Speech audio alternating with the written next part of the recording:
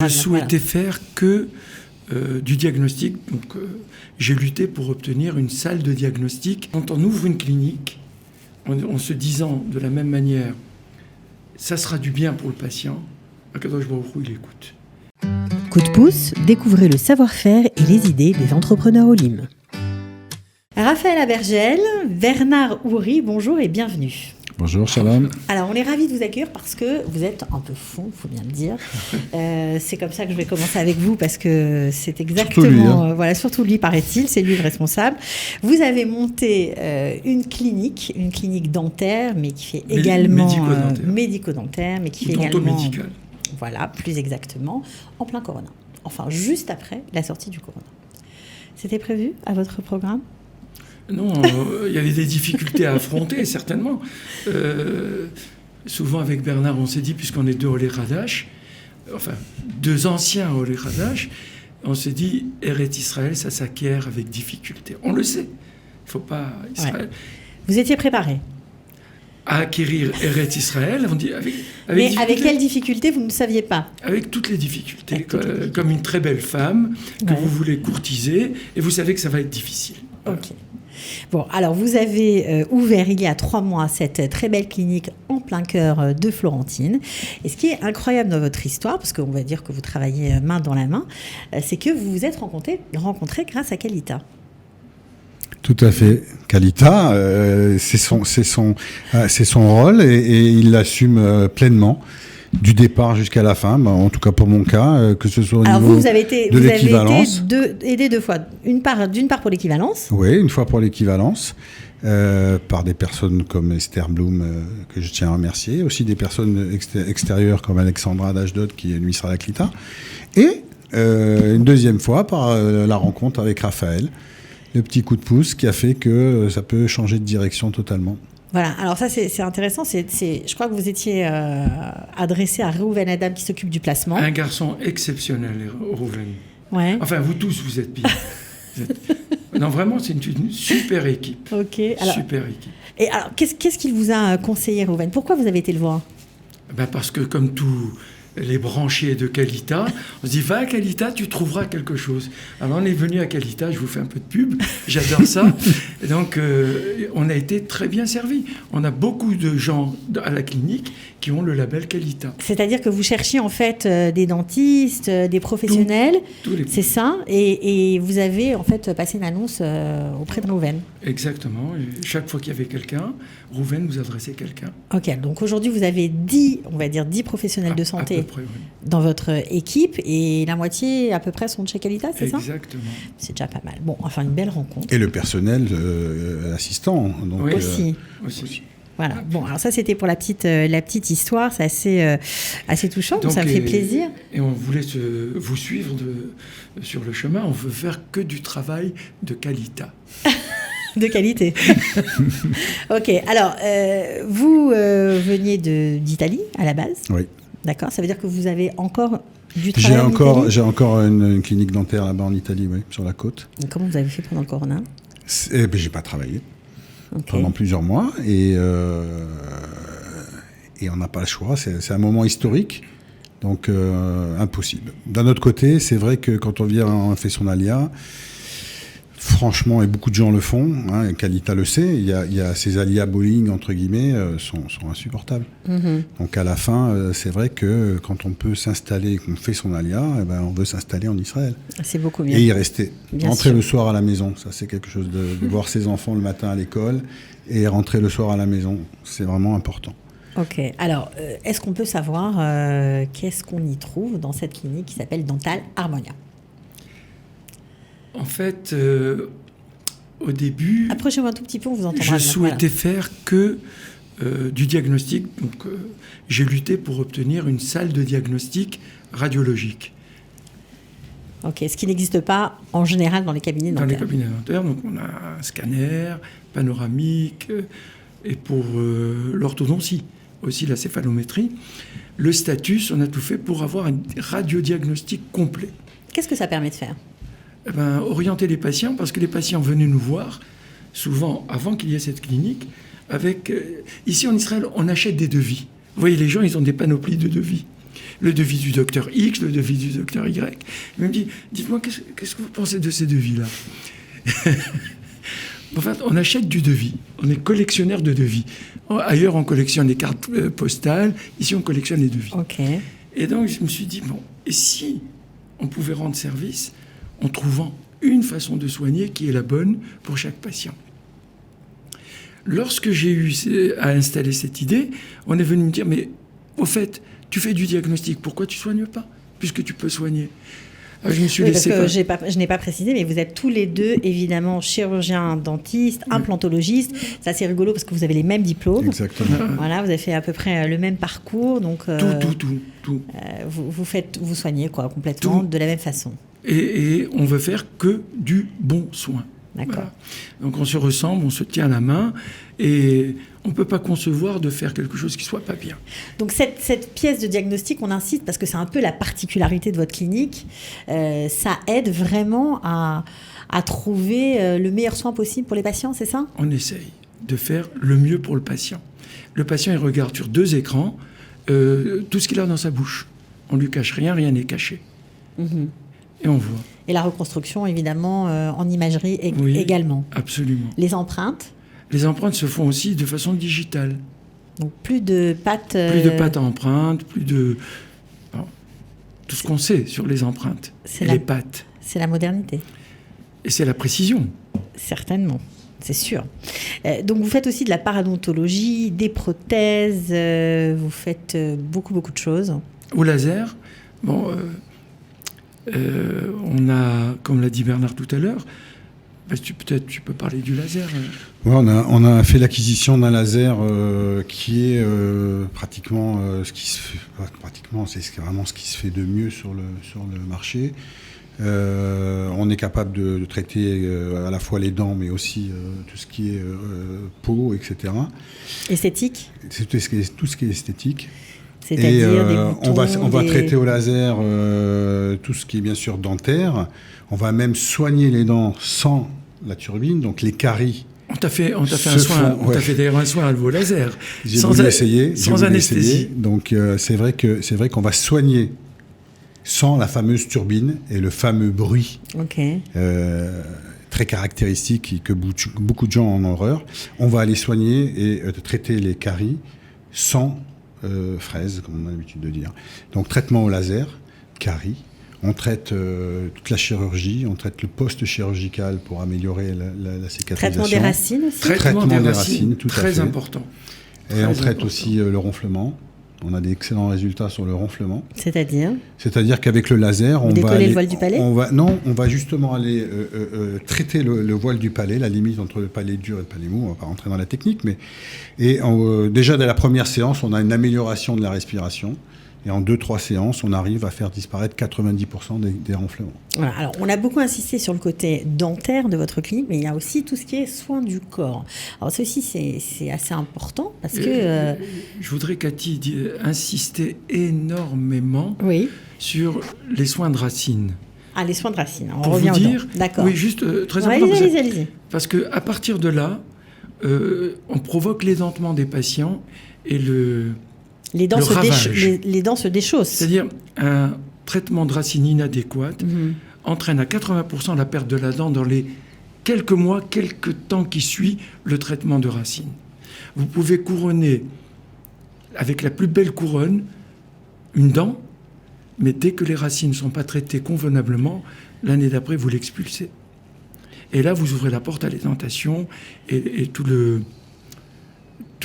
l'impact psychologique de la perte de vos dents.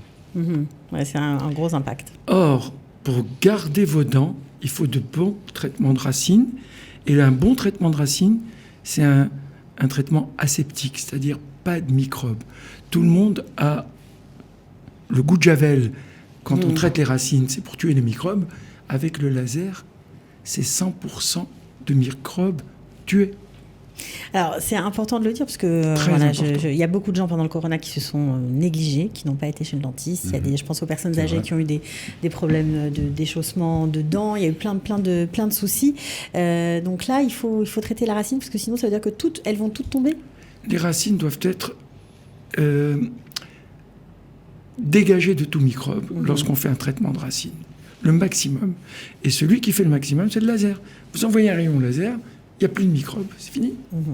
Alors, on n'a pas parlé des enfants, mais je crois qu'aussi vous avez une experte qui soigne les enfants. Élodie.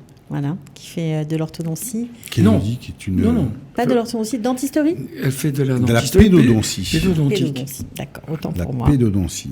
Okay. Attention à Tel Aviv. D'accord, donc vous avez vraiment toutes les spécialités. On va maintenant passer à tout ce que vous faites pour le corps. Alors, pourquoi avoir adjoint à cette clinique des professionnels du bien-être, on va dire? C'était une idée à vous? Commune, c'est-à-dire vraiment l'envie de ne pas séparer, les dents du corps. D'ailleurs, même dans notre pratique quotidienne, on se rend compte que les dents ont un impact sur la totalité du corps. Médical. Ça commence à se savoir, on va dire, dans l'usage courant. C'est vraiment, si vous manque une dent, on sait que vous allez avoir un dérèglement au niveau cervical, éventuellement une compensation musculaire.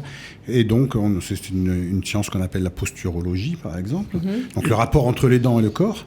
Et de là, finalement, le besoin de tous ces praticiens du corps qui vont venir nous aider à parfaire les besoins du patient. Alors, ostéopathie, réflexologie, esthétique également. Occlusodontie, c'est une pratique que vous faites à partir du réglage des articulations et de l'engrainement dentaire. On arrive, grâce à Dieu, à faire de belles choses et éviter que le patient aille voir un ORL lorsqu'il entend des acouphènes. Ok, d'accord. C'est des trucs comme ça. Bien en radio, ça marche bien. On comprend que vous êtes des professionnels, vraiment des pros, et que vous avez mis les moyens apparemment nécessaires. Je crois que vous avez même mis beaucoup d'argent pour un circuit antivirus de niveau hospitalier. Alors là, il faut que vous nous expliquiez. Ça tombe bien en plein corona. Qu'est-ce que c'est exactement ? Je laisse le technicien. Avant même le corona, c'est vrai que le corona... Alors, la plupart des cabinets dentaires, malgré tout, il faut rendre à César ce qui est à César. C'est pas aujourd'hui... on estime... dans un premier temps, ce qui m'a étonné, c'est que la plupart des revues et des médias ont établi que le cabinet dentaire était un endroit dangereux. Très dangereux. D'accord ? Dans la liste, même dans l'échelle, ça représente 95 pratiquement sur 100. Ouais. D'accord. Aujourd'hui, on revient un peu sur cette notion-là, car... si on enlève le nuage, qu'on appelle le spray qui est dégagé au niveau de la bouche et qu'on le gère, tout le reste, je pense que le cabinet dentaire est un des endroits les plus sûrs au niveau hygiénique quand c'est fait correctement. Et comme nous, ça fait déjà des années que nous agissons sur les surfaces, nous agissons sur une chaîne de décontamination, le cabinet ne devient pas plus dangereux. Alors c'est quoi ce circuit antivirus ? Le circuit antivirus, ça a été un choix qui a été fait avant le corona. Pour permettre, vraiment pour travailler, est-ce que c'est une intuition ou est-ce que c'était prévu comme ça ? En tout cas, recyclage de l'air. L'air qu'on va traiter dans la clinique, quand il va être dans... Aujourd'hui, on nous dit, par exemple, vous devez ouvrir la fenêtre entre chaque patient pendant 30 minutes. Okay, mais s'il n'y a pas d'air qui circule, ça sert à rien. Ça sert à rien. C'est qu'une théorie. Vous avez ouvert la fenêtre, il y a un peu d'air qui est rentré. Suffisamment ou pas, on ne sait pas. Dans la clinique, on a décidé d'avoir un flux permanent de régénération de cet air. Et l'air extirpé est traité. On a décidé donc de mettre un système hospitalier. Il n'y a pas comme ça de demi-mesure. Ce n'est pas qu'un gadget qu'on trouve pour recycler de l'air. C'est une centrale de recyclage de l'air hospitalier. Bon, bah écoutez, ça tombe. Agréé par le ministère d'Abri. Oui, bien sûr, on va dire que c'est bien tombé en cette période très difficile. Alors, quand je vous entends parler comme ça de l'appareillage, je vois votre professionnalisme, le soin que vous avez mis dans cette clinique, j'imagine l'argent aussi. Je pense à tous ceux qui nous regardent, qui sont peut-être dentistes à l'étranger et qui ont envie de venir ici et qui vous regardent, ils doivent se dire, ils sont fous. Comment font-ils ? Où ils en sont par rapport à leur business plan ? Comment tiennent-ils ? Est-ce que vous pouvez, puisque vous êtes aussi au Lechadash, nous dire la vérité ? Bernard et moi, on a quelque chose en commun et qui appartient à tous les juifs, chacun selon sa ration, une émouna profonde. C'est très important. Oh, bien sûr. Quand on entame un soin, si on l'entame avec l'idée de le réussir pour le bien du patient, et ce n'est pas des mots, il n'aura que du bien. Ok. Eh bien, quand on ouvre une clinique, en se disant de la même manière, ça sera du bien pour le patient, Akadosh Baruch Hu, il écoute. Évidemment, quand on parle comme ça, on est loin du laser, on est loin du scanner, on est loin... J'en conviens, bien sûr. Mais en Eretz Israël, ça se marie très bien. C'est-à-dire que lorsque vous avez commencé vos travaux, le projet, en fait, c'était avant, bien évidemment, le corona. Alors, comment ça s'est passé? Les travaux, c'était pendant le corona, juste avant, après? C'était dans le bidou d'absolu. Ah, en plein isolement, d'accord. Sur la terrasse. Je comprends que ça vous émeut parce que vous avez dû passer par toutes les couleurs de l'arc-en-ciel. J'ai fait une prière et j'ai dit tu m'as pas fait venir ici pour ça. Non, je rigole, mais j'ai parlé à Hachem, j'ai dit attends. Parce que vous avez mis du temps à venir en Israël. Oui. J'ai dit tu m'as pas fait venir ici pour ça, pour que ça s'arrête là. Et je me suis tué. Et apparemment, ça ne s'est pas arrêté. Ça s'est pas arrêté. Ok. C'est ça. Vous voyez maintenant un peu la rencontre dont on parlait tout à l'heure. La rencontre entre c'est comme en Israël, la rencontre entre le spirituel et le matériel. On a une start-up nation, mais on a encore les pierres de Jérusalem là-bas qui sont posées. Et quand on rencontre Raphaël, on sait que d'abord on parle des pierres, on parle de la Emouna, on parle des Jérusalem, on parle de tout ça, on parle de soigner des personnes. On ne parle pas de business plan. C'était important pour vous de venir et de soigner les Israéliens, de soigner... Il fallait qu'on fasse quelque chose qui soit quelque part bien pour les citoyens et bien pour moi. Puisque c'est le rapport soigné-soignant et il y a un échange. Soigner est un acte d'amour. De toute façon, il n'y a pas d'autre solution. Si quelqu'un n'aime pas ce qu'il fait, il va véhiculer quelque chose qui est toxique pour le patient. Donc, bien sûr, c'est comme ça, c'est un acte d'amour, en fait. Bon, c'est sans regret aujourd'hui? À jamais. Il n'y a aucun regret.